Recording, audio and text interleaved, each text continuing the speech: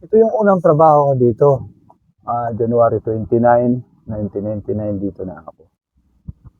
So ang tagal na, no?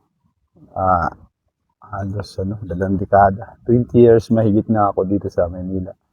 Pero hindi naman talaga ako nagtagal dito, ano lang, mga 1 year and a half. Tapos namasukan ako sa mga kumpanya.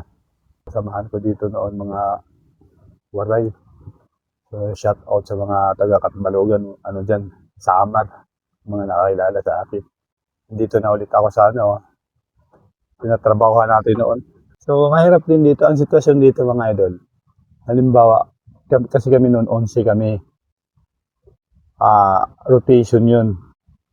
Yung 10 sa umaga, tatabi yun. Tapos may maiiwan na isa. Pero bago kami tatabi noon, mag-check up muna kami sa paikot ng mga pista na yan. Ng mga lambat na yan. I-check upin namin yan. May mga sirip kami. Tapos may pang tahi ng lambat. Kasi may posibilidad kasi dyan na matusok ng kawayan yan sa sobrang lakas ng alon. Tapos yung mga natangay na kawayan, tutusok dyan sa lambat na yan.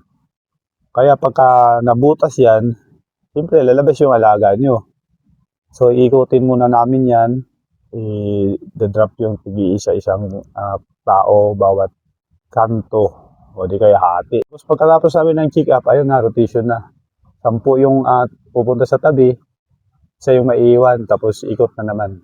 So ganun lang ang buhay dito sa laot, sa pagbabantay ng mga pispan.